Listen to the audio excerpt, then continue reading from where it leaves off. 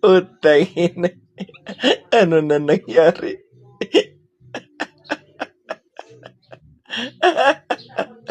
Bayan, putang ina, ano nangyari? Instead na magplano ang DND, ang National Security Council, at ang Malacanang kung ano ang gagawin sa ating mga kababayan na nasasadlak at naiipit sa gera sa Middle East.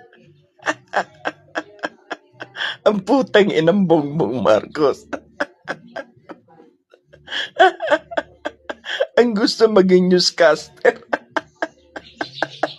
Tagapagbalita ang putang ina. Ano yan? Tagapagbalita na radyo pitong ang istasyon ng radyo sa inyong mga bubong.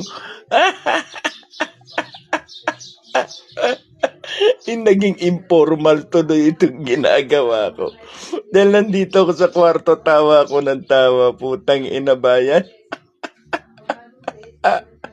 Ay, naku, putang ina. Inabayan. Kayo, gusto nyo rin maging reporter? Instead na gumawa kayo ng contingent plan. Kawawa ang ating mga kababayan.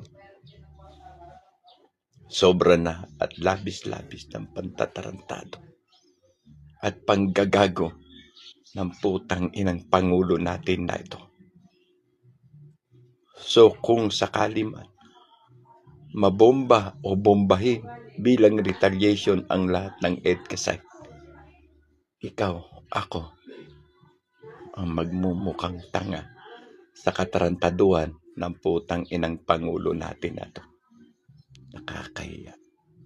Wala nang pag-asa, bayan. Revolusyon talaga ang kailangan.